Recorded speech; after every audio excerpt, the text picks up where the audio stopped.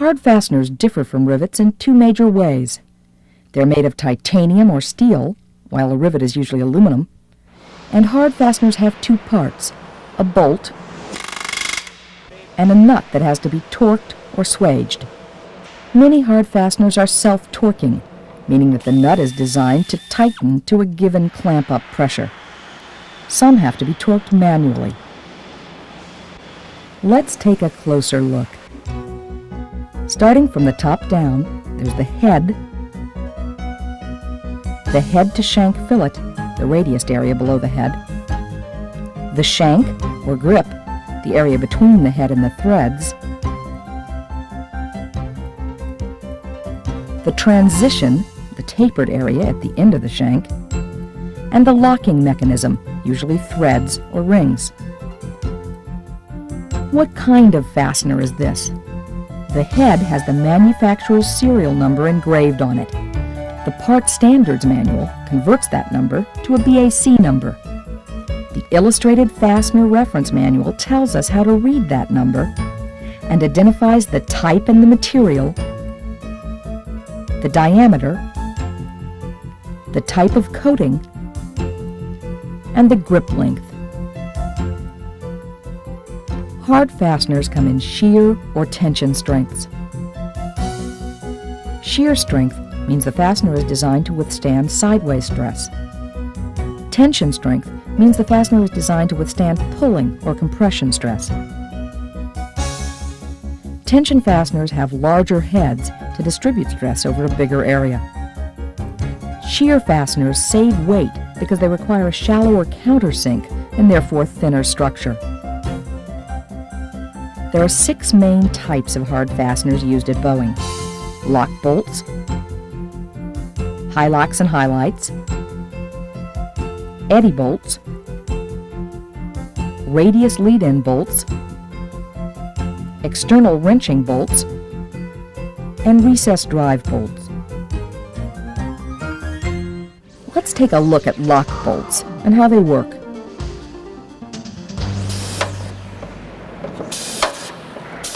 Lock bolts are self-torquing fasteners. When used on primary structure, they're usually made of titanium, sometimes steel. Lock bolts are easy to install. They're often used in open areas as the lock bolt puller is bulky and therefore difficult to use in less accessible areas. Lock bolts come in standard weight and lightweight, the difference being a shorter transition on the lightweight. The lightweight can be identified by the yellow color coding on the tip. The standard lock bolts come in shear and tension strengths, whereas the lightweight only come in a shear strength.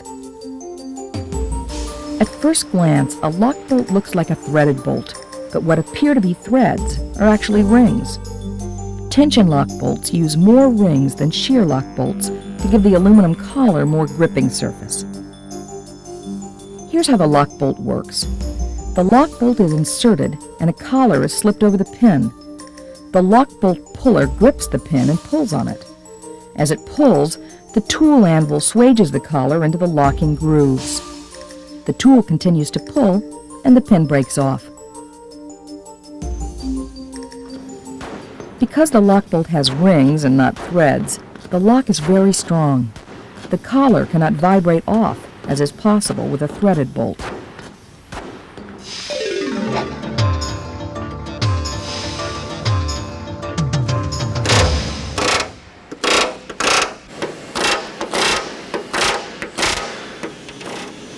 High locks and highlights use self-torquing nuts or collars.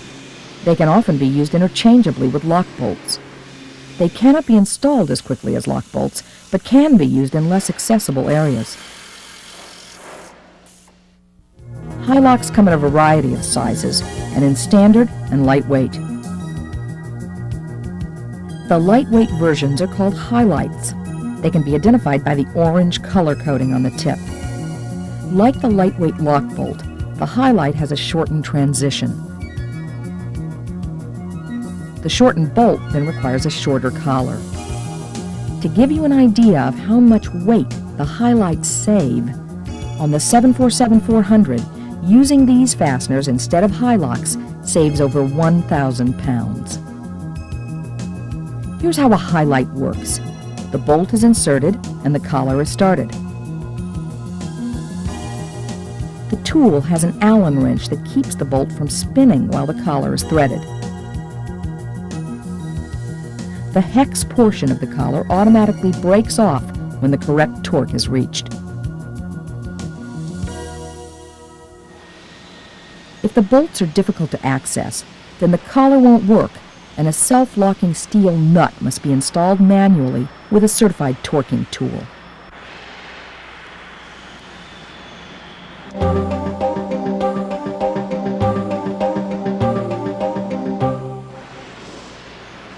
Eddy bolts are also self-torquing fasteners. They're often used in work with composites because they use titanium collars. Aluminum collars can cause corrosion on graphite composites.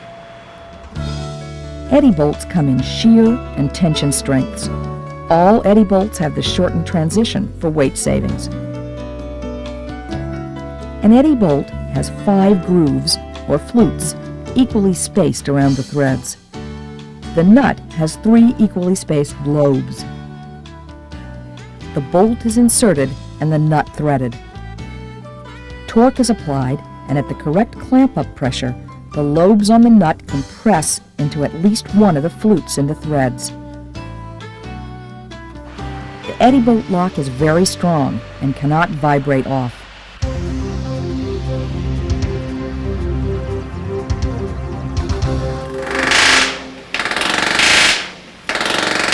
Radius lead-in bolts are used primarily in the wings. They have tighter tolerances and generally make a stronger installation. 2 types of radius lead-in bolts are the WQ and the WR. The WQ is countersunk so that the head is aerodynamically flush. The WR has a protruding head. Here's how they work. The bolt is driven into the hole with a rivet gun and the nut is torqued. In most applications, radius lead-in bolts are designed to cold work the hole. The bolt compresses the material inside the hole, making it stronger structurally. Radius lead-in bolts are used in high-stress areas and provide a high fatigue life.